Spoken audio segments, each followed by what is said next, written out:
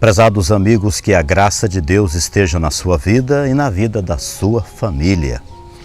Em 1 João, no capítulo de número 5, versículo de número 12, diz assim a palavra de Deus: aquele que tem o Filho tem a vida, aquele que não tem o Filho de Deus não tem a vida, diz as Sagradas Escrituras.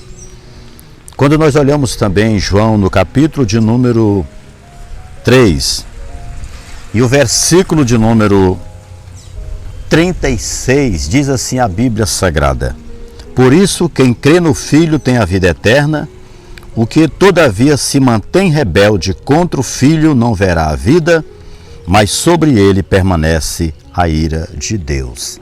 É o que diz as Sagradas Escrituras. Amor, fé e esperança. Mensagem bíblica com o pastor Deuramar Ribeiro Leite.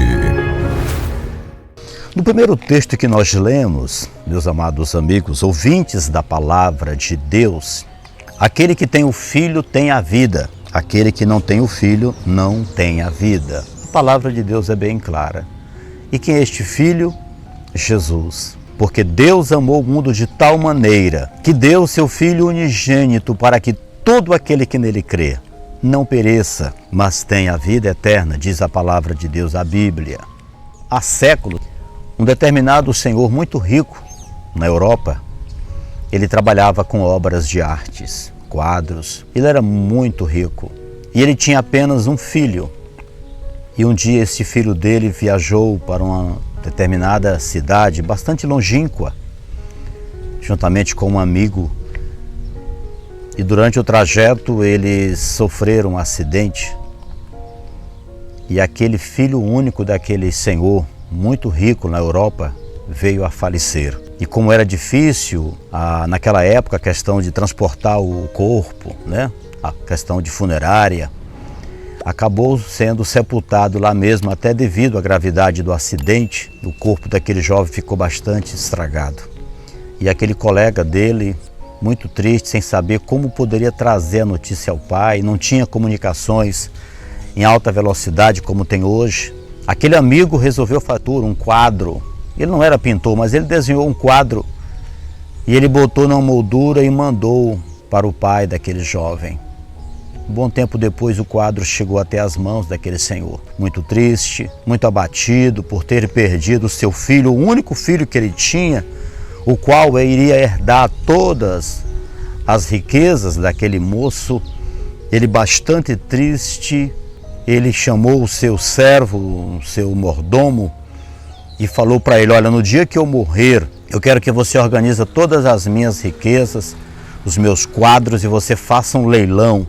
E todo o dinheiro arrecadado você dê para uma obra de caridade. E um dia aquele moço morreu. E quando ele morreu, o seu servo, conforme havia ordenado, inclusive também no testamento, e no dia do leilão compareceu ali muitos empresários, pessoas que realmente aplicavam investimentos em obras de artes.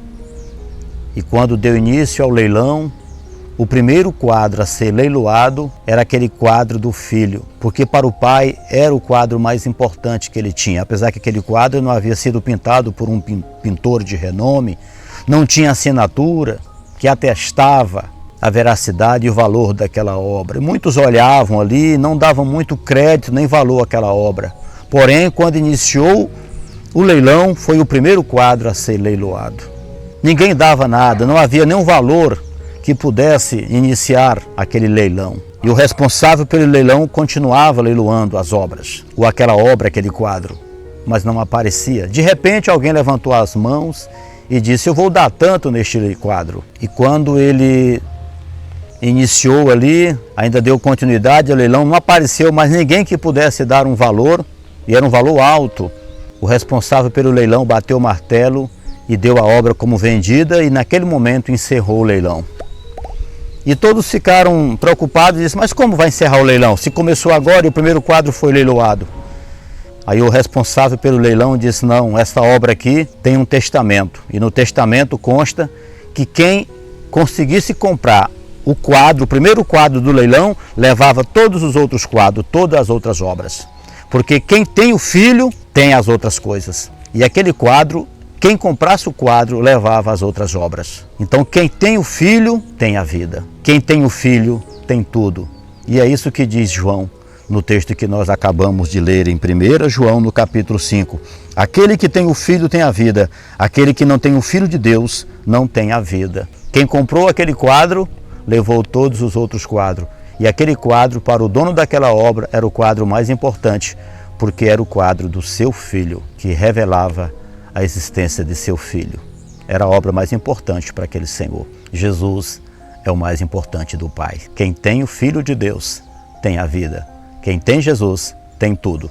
Que Deus abençoe você, em nome de Jesus. Amém.